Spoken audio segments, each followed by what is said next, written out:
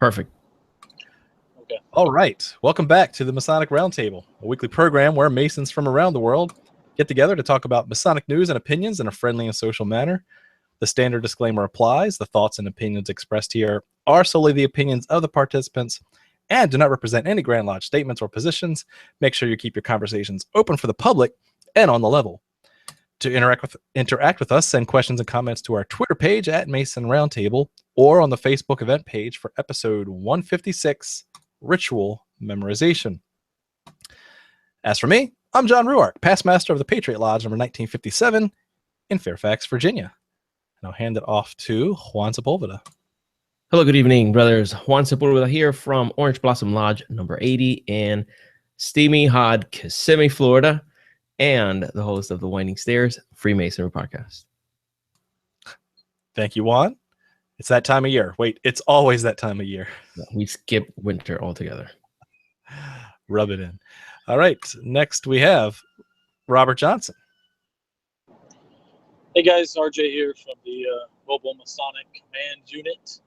On my way home from a district deputy Mardi Gras thing. Anyway, that's what I'm doing. DDGM in the 1st Northeastern District of Illinois. Thanks. Rock on. Thank you for your service to the craft. And last but not least, everyone's favorite intern, Mike the Intern. Mike Hambrick, Junior Steward and Ledge Education Officer for Village Lodge of Burton, Ohio. Excellent. Good. Thanks for coming on, Mike. Thanks. And Jason is actually recovering from being a dad, so he decided to call this one out tonight. I hope you're sleeping, Jason, because if you're watching this show, I'm going to yell at you. Yeah, he's doing great as a father, and part of that is balance, right? So good on you for taking some time and getting some sleep. Well-deserved sleep. So first item on Masonic news, of course, is the greatest 300th celebration of Freemasonry in the United States, and that is 300, Freemasonry's legacy, Freemasonry's future. This is the premier celebration. We, the TMR hosts, will be having the basically the best celebration that there's going to be. We know what's going on with different Grand Lodges, different valleys, and at best, they're really just banquets and, stuffed shirts. So we wanted to take an opportunity to celebrate fellowship, right? This is our day. We're opening it up and just having a time of good presentations, good fellowship, some different things that you'd see not at your traditional Masonic conference. We're going to leave egos at the door and fellowship all around. We are getting a lot of questions about hotels and can we bring your wives and stuff like that. Stay tuned. Check this page. This page being theMasonicRoundtable.com/300. All the frequently asked questions will be posted there as we lock down details. But tell you what, it's going to be better than anything else that we've seen. That's true. Just to say a quick word about it. We're working on the agenda. It's coming together nicely.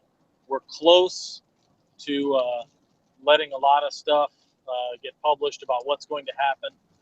I can already tell you I'm very privy to what is going on in certain Grand Lodges. Even the UCLA conference that's happening, it's got nothing on what we're doing. And I know a lot of guys out there are like, well, how do we know, right? I mean, $100. But it sucks to have to just say, trust us.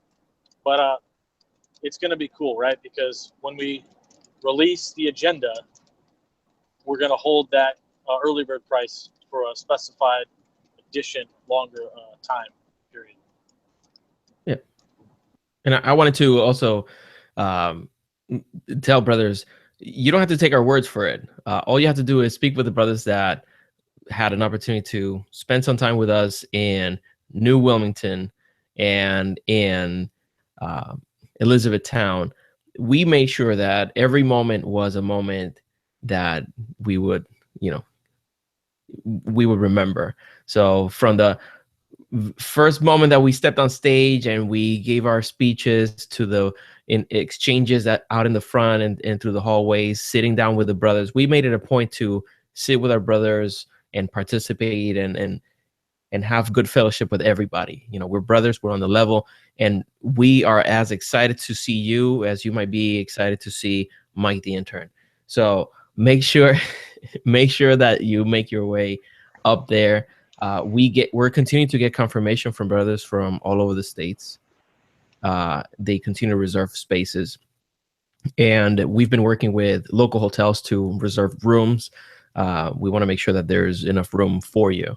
So don't delay. If you've been thinking about it, if you have any questions about it, reach out to me or any of the brothers here in the panel directly through email or on the Facebook page, and we'll be happy to answer your questions, but don't miss it. So I'm going to throw a curveball. I didn't even clear this with the guys yet, but since RJ dropped a couple weeks ago that Steve Harrison will be one of the speakers, I also wanted to drop tonight, although it's not on the official page yet, that George Washington Masonic Memorial's own Mark Tabbert, author of American Freemasons, 3 Centuries of Building Communities, pretty much the Masonic expert of George Washington, will be also one of our speakers. He's a wealth of knowledge, knows like basically everything George Washington ate for breakfast, right? So he's going to tell you what Washington's St. John's Day celebrations were like, and how he applied morality in his daily life and his Masonic life. So there you go. We'll be posting that detail as we confirm it. I mean, he's in. We just need to work out, dates, times, and all that good stuff. But there you go. That alone is worth the trip. Heard him speak. He's very knowledgeable. He's one of these guys that you could listen to all day because of all the facts he has stored in his head. Literally wrote the book on George Washington. Moving on.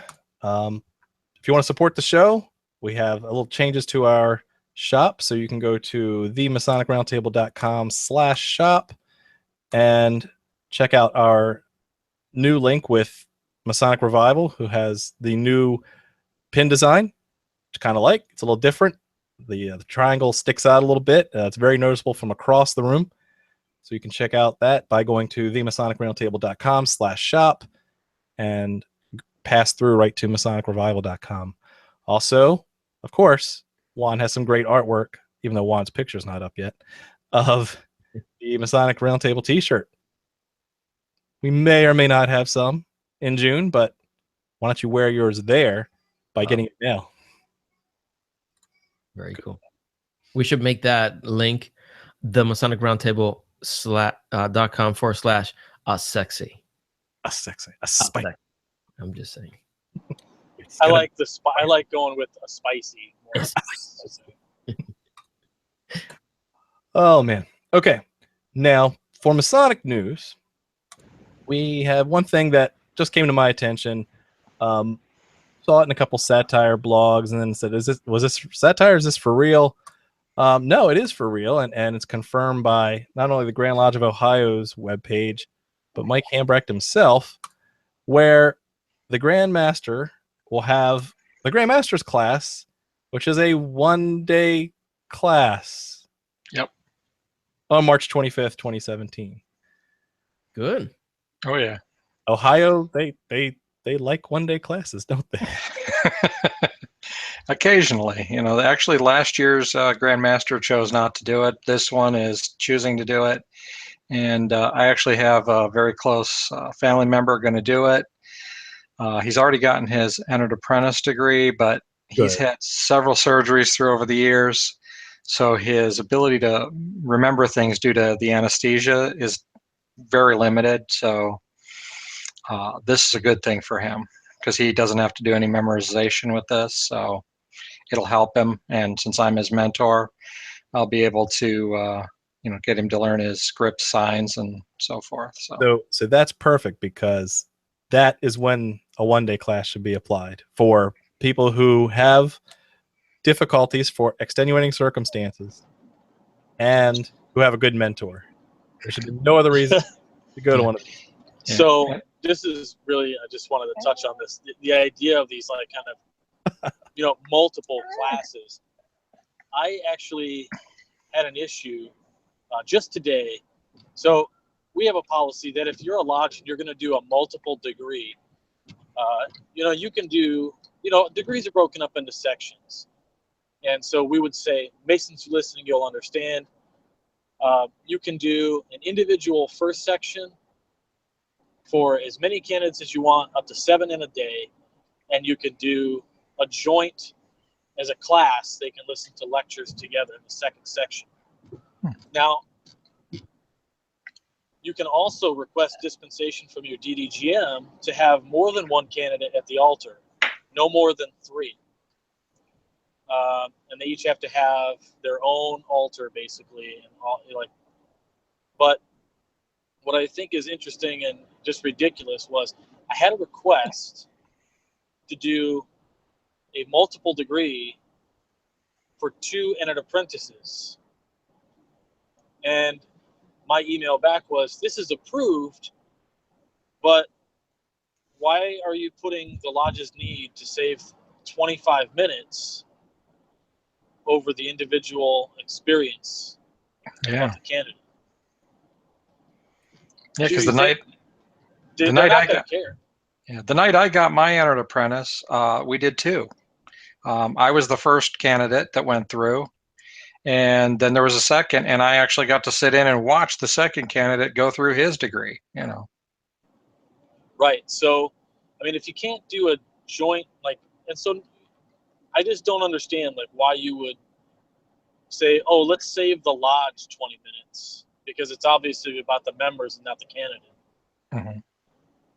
That just upset me, but I digress. Well, if you want to know my feelings on the one-day classes, go back and watch our PA Academy of Masonic Knowledge presentation. I've got it all laid out there to include Ohio raising 7,700 Masons in one day and how that worked out for them. Hey, you never know. We might do that again. Yeah, we talked a little bit about it on the Winding Stairs over 3 separate episodes.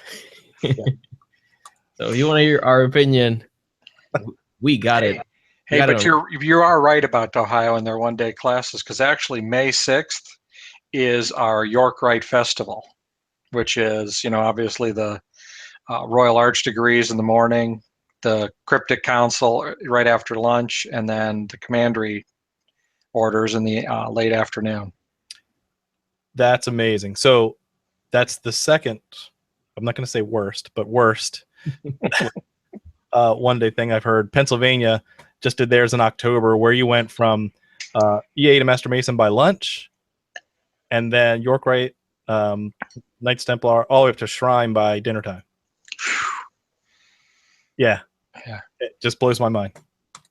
But again, so down there, though, at least when you do that, you're not joining the Shrine and then Shrine 2.0. Up here, you get the Shrine 2.0, which is the Northern Jurisdiction, Scottish Rite, and then you get the Shrine.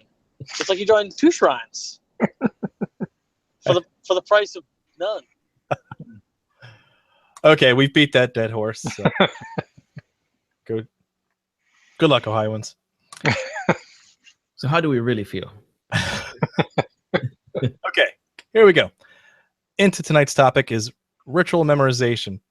And this is really cool because it's something that we all have thought a lot about. Again, we've all been through it. So tonight we're going to share some of the tips and tricks that have worked for us and worked for others for ritual memorization. Now, this does not just apply for your catechism as you're going through the degrees, a catechism being an oral test of memorizing some phrases for rote memorization, but also for officer training, right? Who have to learn some of the mechanics of the lodge room and the lodge operations. So we may interchange the two, but these equally apply. So I think we'll just do a round robin thing that works well for this kind of, everyone has an opinion, and I'll start. I think one of the most effective ones that I found is a technique called the method of loci. Loci being the Latin word for location or place. It's also known as the memory palace. And it is a mnemonic device in which you memorize chunks of things in physical locations. So a simple way of doing that was, you know your house very well, right? You know what happens when you open the front door when you come home from work, and the different rooms in the house. If you needed to memorize a lot of things, you would chunk those things down into smaller chunks and then say, I'm going to memorize this first piece as soon as I walk in the door, right there in my little lobby area. And then when I take a couple more steps into the kitchen, that's going to tie the first section into the next chunk. Now, how could that apply to the lodge room? Well, for those who have gone through catechism, that's pretty easy, because catechism describes the event that you went through in your initiatic experience. So what better place to mentally visualize you walking through those specific sections while you're memorizing the Old English that goes with that. I would also culminate that and say, as a mentor, if you are going to teach catechism specifically on, what went on during the degrees, physically meet your mentee at the lodge room and physically walk them through the lodge room event again, because they may not remember everything that they went through. I guarantee they wouldn't. But having them with their eyes open, stand in the same places and walk through or walk around, it will definitely leave a stronger imprint through this technique called the method of loci. I know Juan's used this.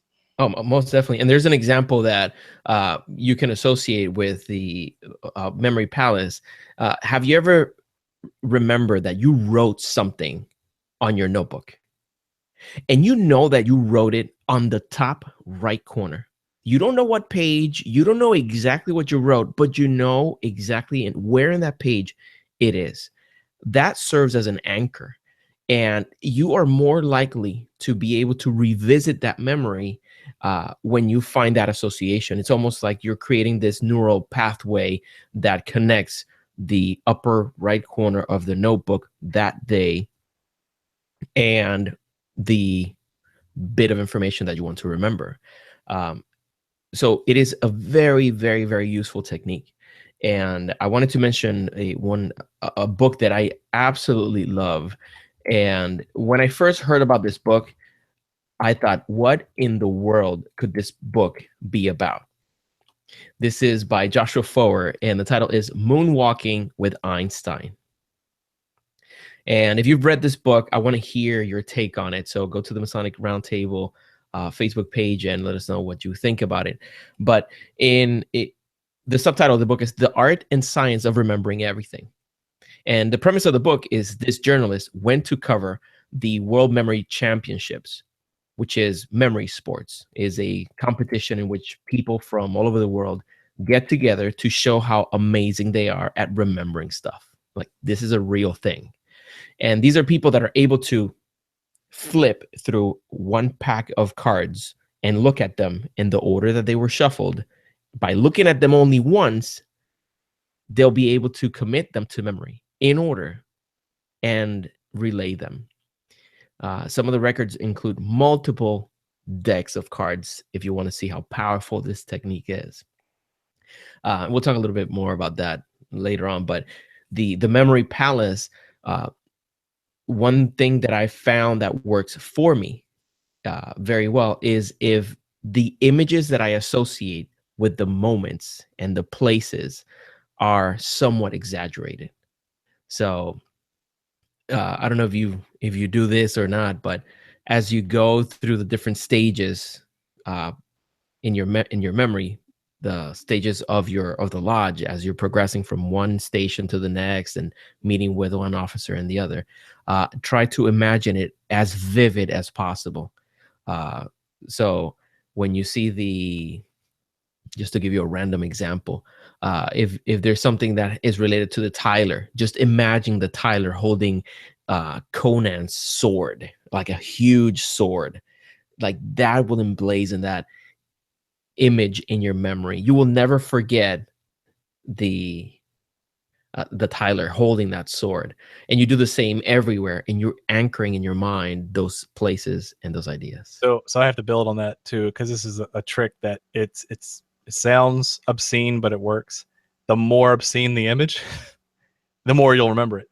Yep. So if you need to think dirty thoughts, It works. I'm sorry, but it works. That's all I gotta say. That's all I'm saying about that. That's right.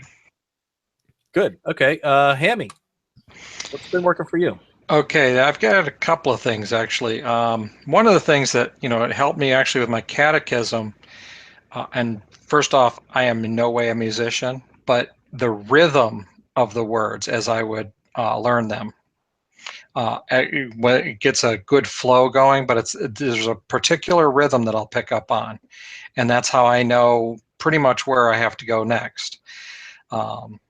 That's always worked for me. Another thing, though, is for printed ritual, meaning the one that's not encoded and not secret, I record those and play them back to myself.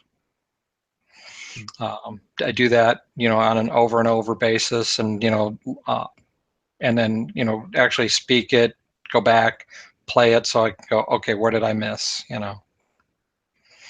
What's Mike, the big, do you, like? Mike, No, do you tend to do that with like movies? Like how you might memorize a line or something from a movie.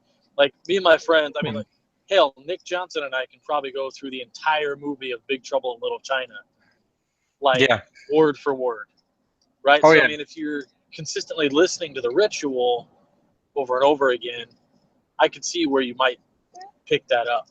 Yeah, and because like back when I was in my early teens, 16 Candles was a popular movie, and I mean I've got that one inside and out. I could probably still quote the lines. Okay, Robert, how about you?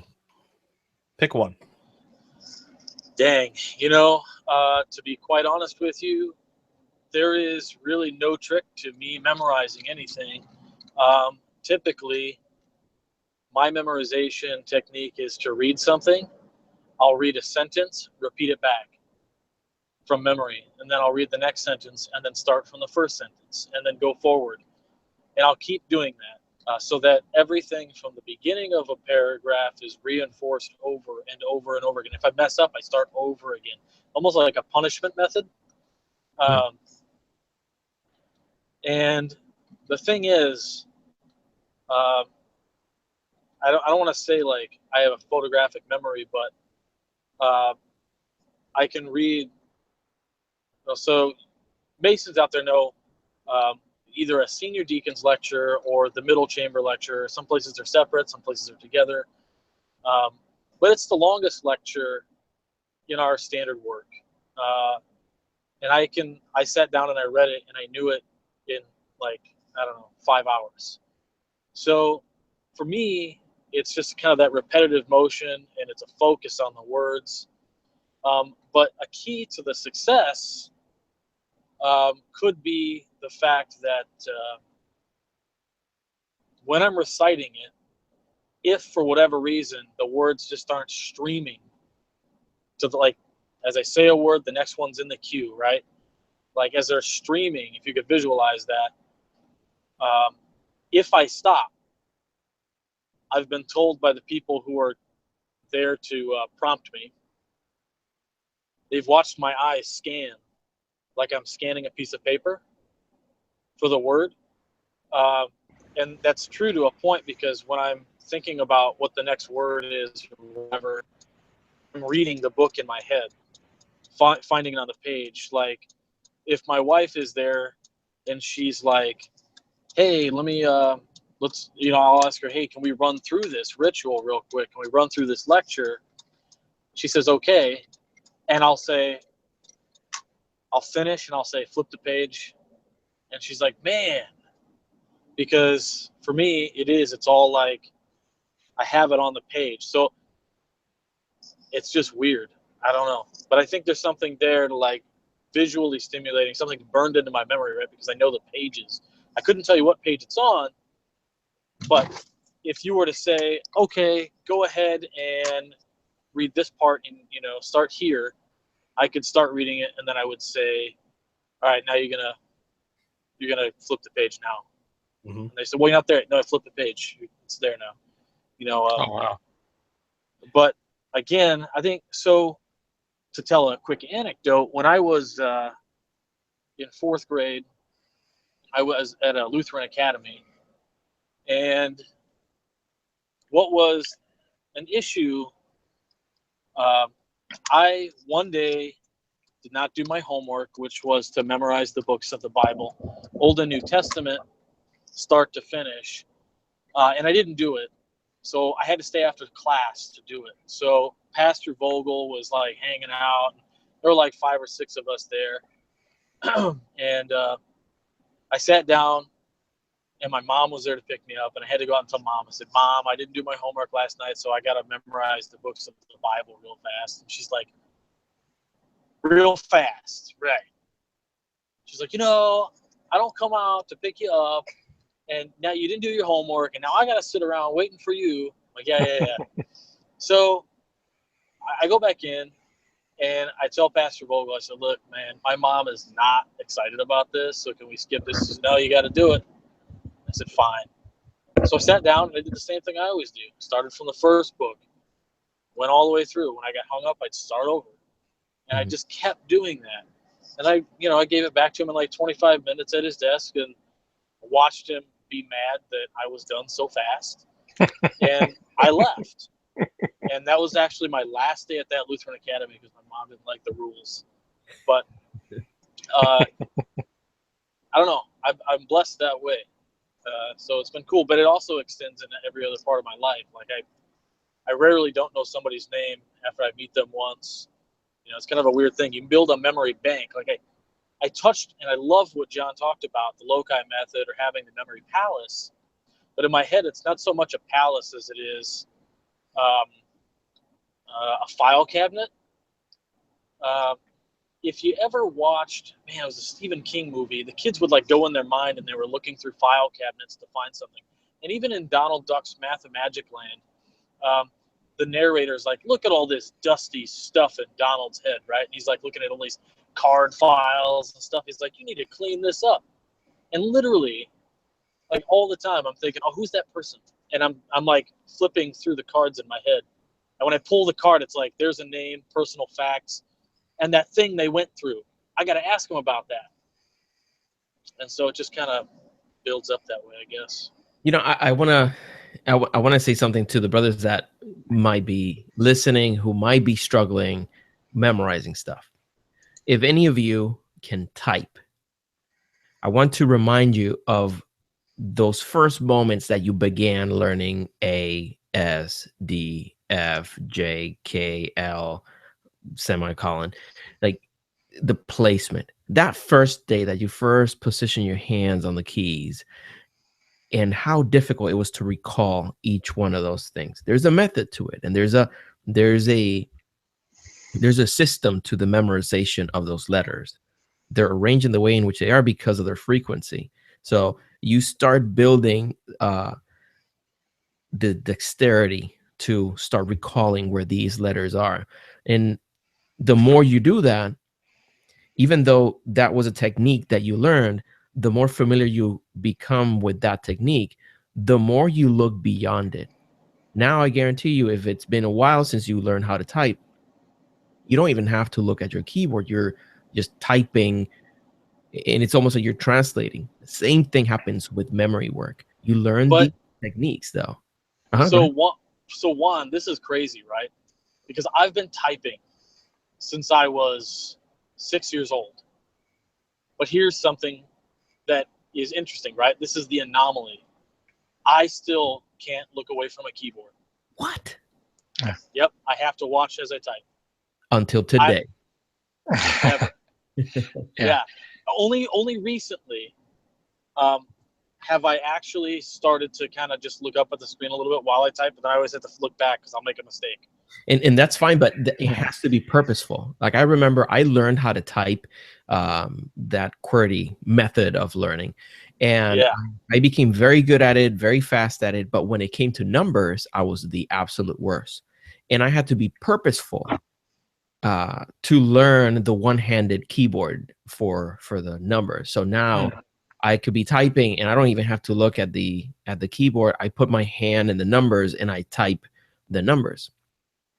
But it had to be purposeful. I couldn't get comfortable with looking. So you have to almost like push yourself to to try to apply some of these things and become comfortable with them, because it's almost inevitable that you get to a place of comfort where in which you're not even conscious that you're doing it. It's just another tool. It's an extension of you. So to that point, I mean, this goes right back to ritual memorization. So I'm about 80-90% with my Royal Arch ritual. And if you have a crutch, you're going to use the crutch, right? And the best advice, and I hate it, but it's the best advice from some of my mentors in Royal Arch, is they'll say, close the book, throw it away. Like sometimes they'll take my book away. I'm like, I hate you, but you're right. And it hurts. It hurts the first time, and then it gets better. I promise. Okay. If Jason were here, I would make fun of him because he has a big brain when it comes to ritual memorization.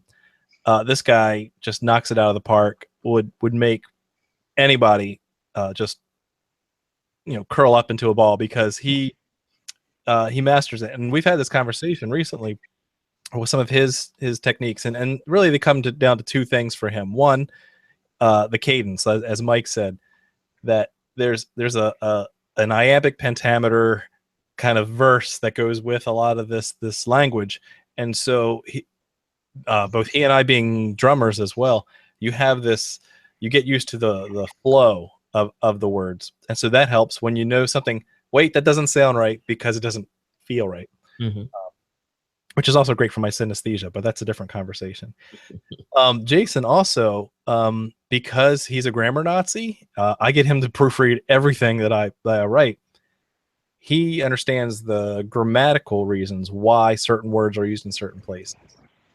So he can answer questions right because the question was worded such that the answer has to be structured the same way. But that's well beyond my engineering pros and abilities. So now let me switch over to another thing I want to bring up, which is one book that I highly recommend everyone get, in addition to Moonwalking with Einstein, and that is, boom, The Memory Book by Harry Lorraine and Jerry Lucas.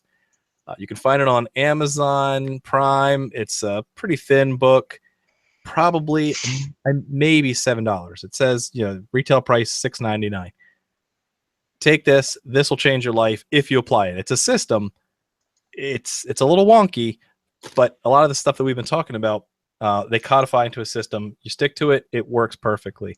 It's called The Memory Book, and it's one of those kind of like tips of the trade that help you memorize long numbers, people's names, a lot more than just ritual, but it obviously applies to ritual as well. So one thing that the scheme builds off of is what Juan said. The more absurd you make it, the more you'll remember it. Now, Juan, talk to me about your shower concept. You mentioned this in the green room, and I'm just curious of how does taking a shower help you memorize your ritual? If your lodge room doesn't have a shower, you need one. Well, here's one of the ways in which I memorized the catechisms and beyond the catechism, I memorized the opening and closing of basically every degree, and I did that in a very methodical way. When I would go take a shower, the moment that I started the shower, I would start reciting what I had been attempting to memorize. I don't have a book, so I don't have that crutch that you talked about. I couldn't go back to the book and revise whether what I was doing was correct. So I would continue. So the shower would start, and I am reciting what the catechism as far as I could take it. And it would kill me because many times I would take it this far, and I know that I'm right there. It's like, I know this doesn't sound right. I need to go a little bit further. And that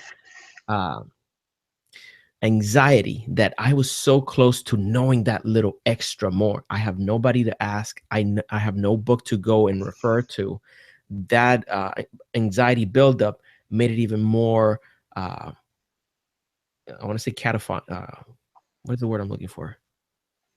Like it would mark that moment. It's almost like it served as an anchor. It's like I know that this is where I'm struggling. And when I came out of the shower and went to the books, I would go specifically to the part that was giving me the most trouble. And now tomorrow I am further along. So I would always start from the beginning and then continue as far as I could take it. And of course, my showers would end up being longer and longer the more. This is the reason why Juan has like a 100-gallon water heater.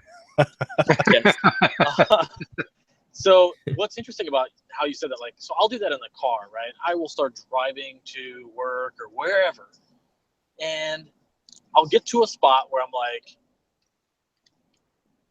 dang, I know what the word I want to say is. It means this, but I can't think of the actual word. Mhm. And then I run the danger, right? Because I know the whole lecture, but I'm just drawing a blank. So then I run the danger of just tossing any old word in there that I think it might be, even though I know it's wrong. And then using that word in when it counts, which sucks. Mhm. Because the ritual vultures will leave no ritual uncorrected. You can be perfect, and there's that one guy or several of them that come up to you afterward. You put a from in there when it should have been a to, or you did a back hook step when it should have been a prep step, and Yeah. so I run a danger doing that. I just feel like, but you got to do what you got to do. Mm-hmm. All right, Ham, you have another one? Well, actually, I gave my two big ones. Actually, another one that works for me, though, a little bit, and again, it has to only be on your uncoded ritual. I've actually written stuff down as I'm, because it's that whole, you read it, you write it, and because you're reading it aloud to yourself as you write it, you're feeling it, you're hearing it, and you're saying it, which actually there's three pieces that get into your memory all at once. I learned that when I was first going to college. It was in my Psychology of Effective Studying course, and it taught us about memorization that way. Abraham Lincoln used to read out loud to himself. Yeah, Oh. he used to read out loud, and he had a very good memory. Some people attribute it to that, but now again, I just want to go back to the two examples you gave, Mike. Again, these are four areas of which the ritual can be written down, right? That's correct. That's correct. Yeah, I never do it with anything that can't be. Just to make that perfectly clear. Yes. Yeah, it's only for, the printed, ritual, the uncoded stuff, So. See, I do something similar on occasion. Like I might be at work, and right after work, I've got a degree. So I will go, all right, let me do this lecture. But instead of writing the entire lecture out, which takes forever, I write the first letter of every word. And then, I'll have, one of the guys will walk by and go, what the hell are you writing? Like, you know what? Don't even sweat it, homie. yeah. Move along. These aren't the words you're looking for. Ask you, that's right. do you have a ciphered book or no? I do. Yeah, see, we're a mouth-to-ear state, and actually, Yeah. I have heard instances of brothers being chastised, if not brought up on Masonic charges, for doing exactly that in Virginia. Oh, For doing okay. I heard a story about a guy who was just kind of. See, we have a section that's printed, Yeah, and you can't even pause this. Look at that. Yeah. But we do have some letters and some symbols, and the purpose of them is to remind you of, well, there's a T word here, or there's a whatever word there, and that is very helpful. You don't necessarily need to have it. If you don't have it, of course, you need someone to be there helping you. Right.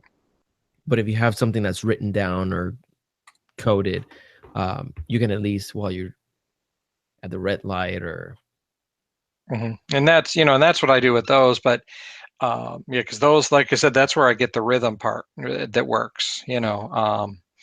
Because honestly, I can't record those. I can't do any of that. That's, you know, so I actually have to spend time working through those a lot more. But because, and, you know, because it is ciphered, you know. But the other stuff that's clear in the printed in the clear, you know, those ones I do whatever methods that I've learned in other things to use, you know, like the recording and so forth. I think it's interesting, like, to the standard of Illinois, everything is printed in plain language, no cipher at all. Oh, except for just a couple little things there, just a couple little things. I mean, that's it.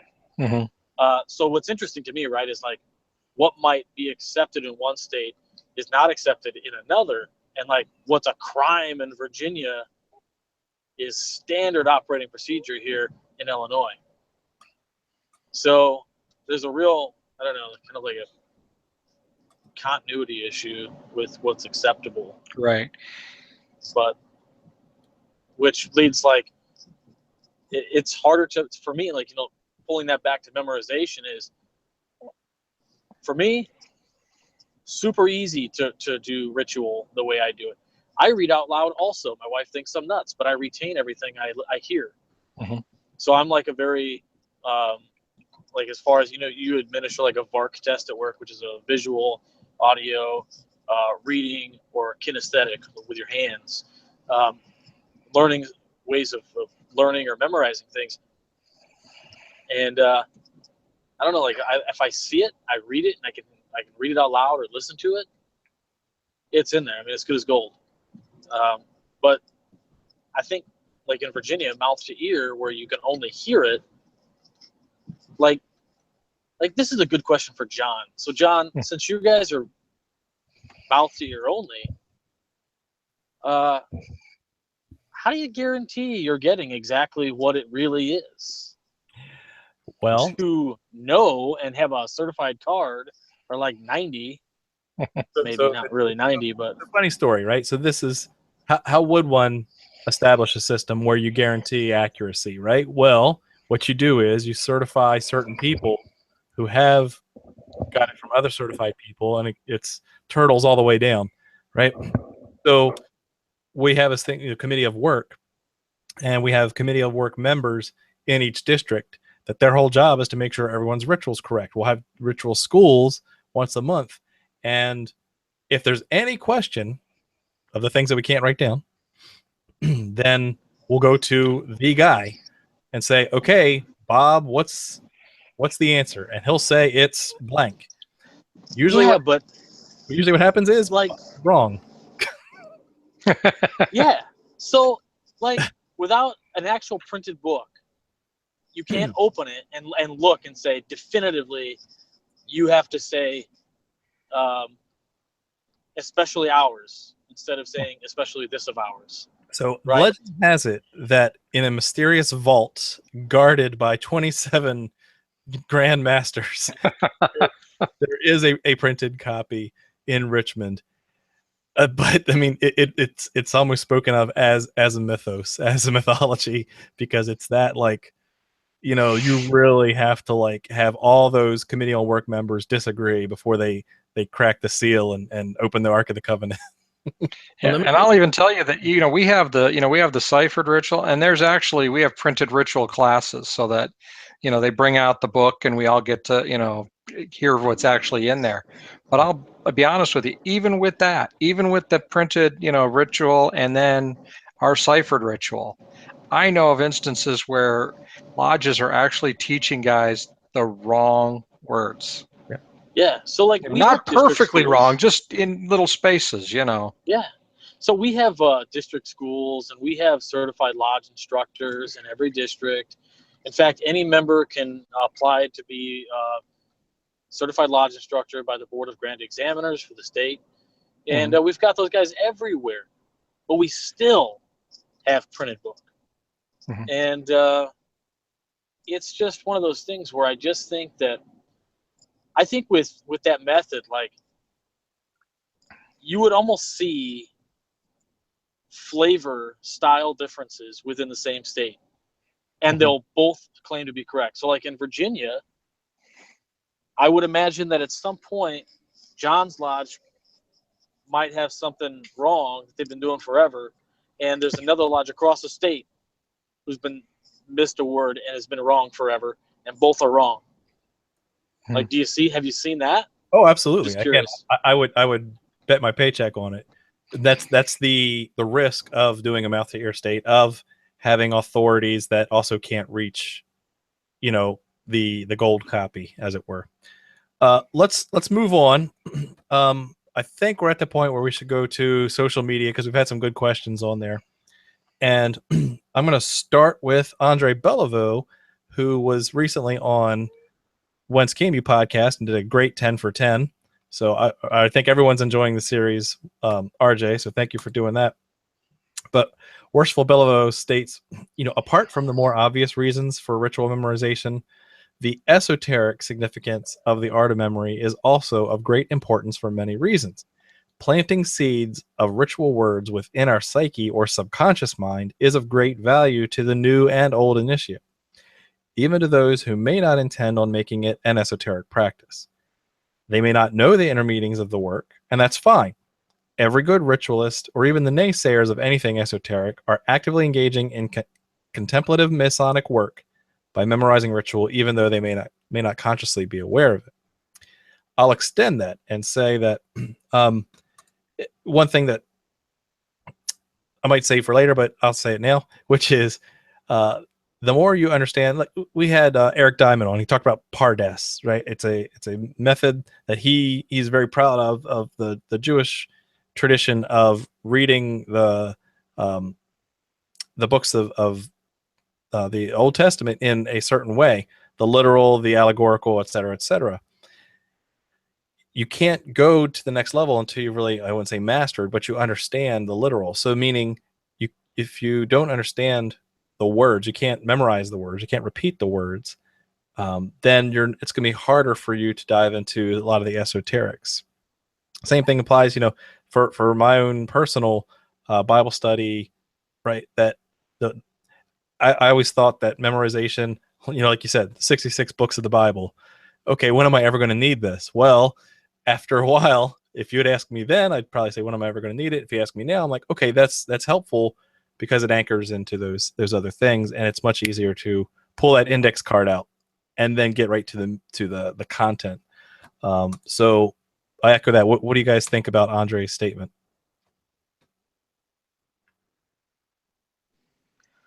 So I think if you understand the esoteric, I'm not on headphones now, I'm just doing speaker because I'm in the car, but sorry.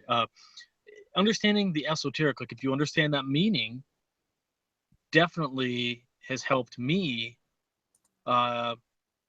especially with things like when I'm obligating a candidate. When I know specifically what I'm telling him, that helps me know I have the words right. So I guess that kind of goes back to how Jason does it, right? By understanding the context and the actual meaning of the words, it's really simplified, or the process for me anyway. Mm-hmm. All right. Next one, I'll ask Juan, Mike, and RJ. This comes from Brad Parsons. Which part of the ritual would you suggest a new member memorize first? Of course, it would be great to hear from everyone here. So, Juan, what would you recommend out of all the memorization that needs to occur? What would you recommend someone memorize first? I would say the obligation. I'm a fan of, doing the difficult, work first, get that out of the way, build some confidence, and build your ego as you work on it. But it is one of the most important things of the ritual. It's like, you want to remember your commitment to us, to yourself and your family and your community. So I think it would be prudent to tackle that first, so you know the why, and then you worry about the minutia later. If you have time, well, you'll have time. Yep. Mike the intern, what say you? Well, I mean, it depends. I mean, if you have proficiency in your state, obviously you'll go through that. So we're not going to really count that as your first memorization. If you've got that, then what I would suggest is learn a charge, because they're actually printed, or at least in Ohio they are. Let me put it that way. So they're fairly easy to come by. And some of them are shorter, some of them are longer, but definitely the charges. RJ?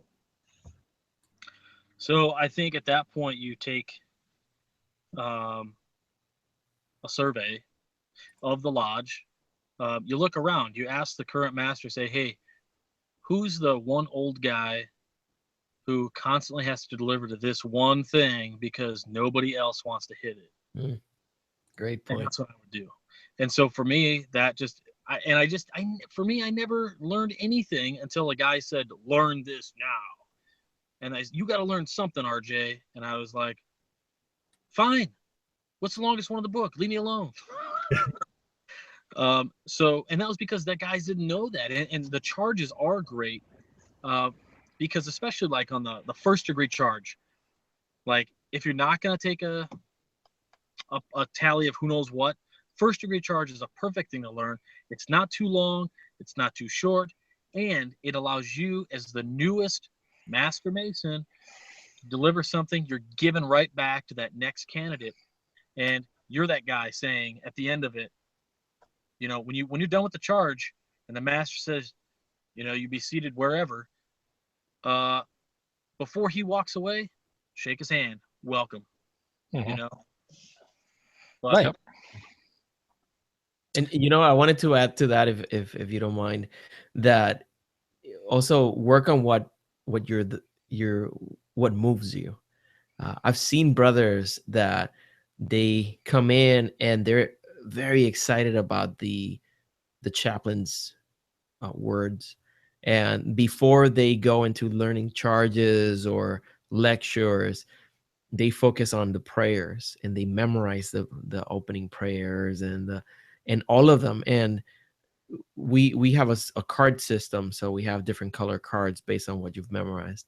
And I've met brothers who've gone directly to learn the brown card here, which covers all of the prayers and all of those things. And I think the last social media post we'll cover tonight is one from Scott Newberry, who says background music has always helped him, but it has to be no vocals.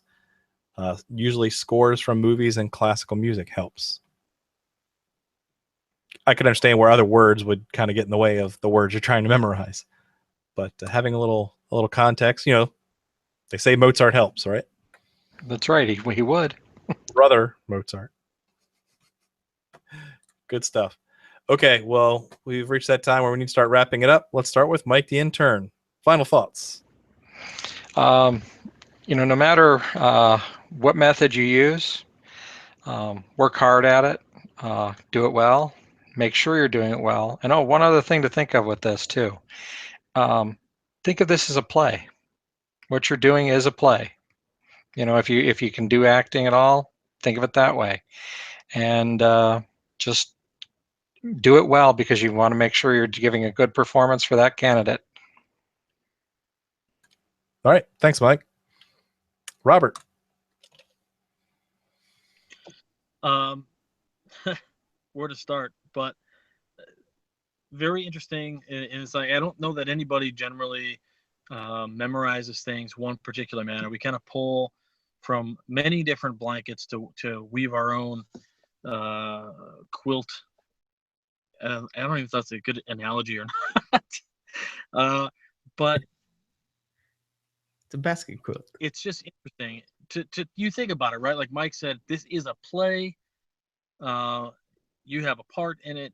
And when you kind of put the weight on yourself, put the weight on your shoulders, be that Atlas who is holding up the world. But the world in this case, not the world, it's your one shot to make this special for this person. And I think sometimes putting that responsibility on you also adds to your ability to get things done, right? When there's a kid trapped under a car, the mom comes up and flips the car, right? She's going to save the life. When your buddy's coming through the lodge, you're going to learn that lecture because you don't want him to get a crap experience. And there's nothing more horrible than, you're obligating some dude, and or you ladies out there, you're obligating some lady, and you're getting every other word from the sideliner because you forgot. Pretty soon, it's like, hey, you guys just want to switch spots, so that the candidate doesn't hear these things twice. Memorization, super important because it's a quality issue. And I think I love my method of starting at one end and then just keep going back. Like, I don't know, like I said, I call it a punishment method, but it seems to work for me. Maybe it works for the rest of you, I guess, memory masochists. So if you like podcasts, we're doing these 10 for 10s right now on WCY podcast.com. I will say that this week we'll probably take a break from it. We're going to have Fratero back on the program, and the week after that, we may have we will have the next Worshipful Master 10 for 10, and the week after that, we're going to have our own Worshipful brother, John Ruark, on the show. We're going to talk about astronomy. It's going to be awesome. So stay tuned. Stars are cool. Stars are cool. All right. Can't wait. That's going to be a fun one to record. Thanks, Robert. Juan Sepulveda. I've enjoyed this episode and hearing everybody's different methods. And at the end of the day, it's that effort to commit something to memory, not just for you, but for the one that comes after you. One thing that moved me when I was going through it is to know, like, all these brothers came to initiate me. Like, these are men that left their families that day. They traveled to come and give me an experience that would change my life. And the passion with which they've memorized things and delivered it in a impressionable way, it's a testament to the value of our fraternity. And now it's in your hands. Now it's your turn to memorize these things. Make sure that you're not just repitiéndolas como el papagayo for my Spanish speaking brothers out there. Don't repeat them like the parrot. Just make sure that you're not just memorizing it, but you're delivering it with gusto. You're delivering it with some passion and with intensity, because you are performing for this one brother like Mike said, a play. But this play is this is the one and only time it's going to be for them. So no pressure. Memorize that stuff right and deliver it like a boss. That's all I have to say. So for the brothers, we're giving our goodbyes now, right? I'm very excited that we're starting again full force with Applied Freemasonry. We have a bunch of brothers from all over the country and some brothers from across the pond. And we're getting together, just making sure that we're applying Masonry, that we're not just learning and memorizing, that we're actually trying to find useful ways to putting Freemasonry to work for us and for us to work for Masonry. So the doors are open. We're accepting new brothers. So if you're a brother from a regularly constituted lodge, go to thewindingstairs.com/applied. We'd love to see you in there. Thank you, Juan. Thank you. So in conclusion for me, final thoughts, whichever method you use, there's been plenty here tonight to pick from, do it deliberately. Studies have shown that deliberate, focused practice, right? No distractions, don't multitask. You're going to learn it much quicker if you do it that way. And that, I'm sure that's a technique out of Moonwalking with Einstein. I know that I read in a Wired article interviewing one of them where they actually put on, earmuffs and blacked out goggles They only have a little tiny slit cut out just to read what they're focused on. That way, there's no distractions at all. In the matter of deliberate practice, some of you may have heard about the 10,000 hour rule to be an expert at something. That came from Malcolm Gladwell's Outliers book. But there's a really good TED Talk which talks about a guy who found that, okay, that's to be an expert at something. How long does it take to just be good at something? Just good enough. And studies have shown that it's as simple as 20 hours. That's right. 20 hours with deliberate practice, fully focused, fully in the moment, you can actually be good at something. Not great, but good enough to start applying it. So that I challenge each of one of you who have more ritual to memorize. Do it focused, do it deliberate, and in 20 hours, you're going to be pretty good. That's all I've got. Thanks for watching. See you next week, and keep searching for more light. Have a good night.